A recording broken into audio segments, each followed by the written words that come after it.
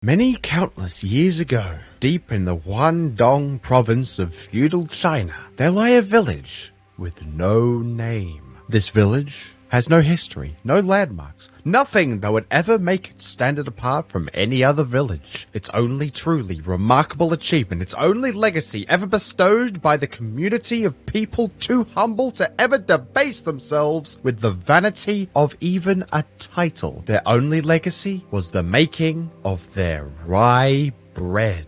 Many thought of them as daring, stubborn, or even downright foolish to even consider baking a bread that is so outlandish, so out of place, so absurd, so originated in 500 AD Scandinavia. Yet, against all the odds, against all that is considered possible, they had crafted rye bread. And not only did they manufacture rye bread, it was delicious. It was perfect, so perfect that word of their craftsmanship quickly spread throughout the land, and soon people were traveling thousands of miles to try but a single crumb of their preciously prepared pastry. The villagers had even attracted the attention of the emperor, who was absolutely stunned by the quality of their baking skill and mastery and their ability to grow a practical amount of rye grass in a subtropical humid climate zone. Business was booming, praise flowing like a river, and all was well within this unnamed village. But just as quickly as their reputation had exploded and flourished, the village with no name suddenly vanished. Without a trace. Oh, the buildings were still there. The houses, the bakery, all still intact. But as the people came to acquire the village's befamed and proclaimed bread, they found no one. The village was bereft of life. Even the crops had been set ablaze, still smoking black as the night sky. 'Twas not a single living creature to be found anywhere, from the villagers themselves to even the lowliest of rats.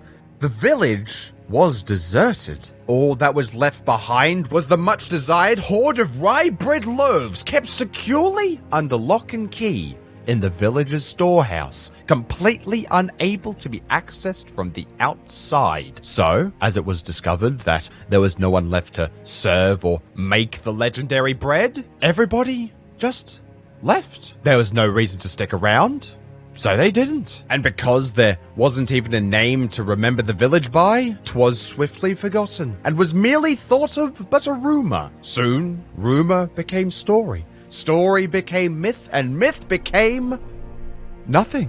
Not even a footnote in the annals of history, not even dust in the wind, just nothing.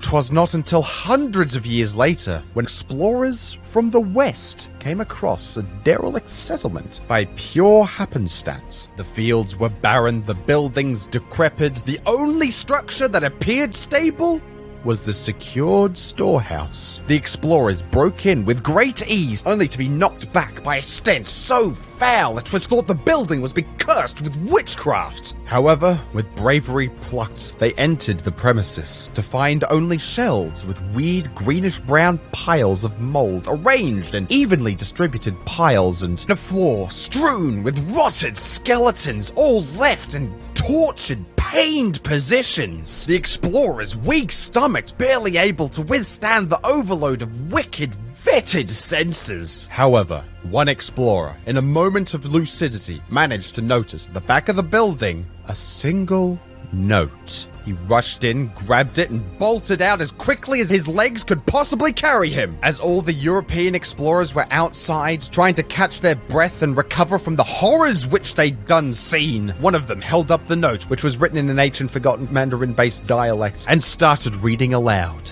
"This rye is cursed. We were foolish to ever think we could play God and produce a wheat grass that requires a cold winter during the germination period in order for it to grow properly. We don't know how it happened, but a strange scum started secreting from the rye grass, which led to a swift spread of a deadly plague. We don't know how much of it managed to get into the bread, so we burnt all the crops and locked ourselves away with every single loaf we could find. If this plague was ever to spread, it would bring much pain and suffering onto the world. If anyone is to ever find this place, please, I implore you, Forget about it. Burn it to the ground if you must. We deserve to be forgotten for our heresy. Just please, for the sake of humanity, you cannot allow the rye scum to spread. And then out from the building came a man with a stupid haircut and rapped them to death. Said did it feel good? I don't know. I put way too much thought into this stupid joke. Jesus, fuck. Just fuck me. Hey guys, just cut my short gamer here. I'm in a really, really bad mood. And you know what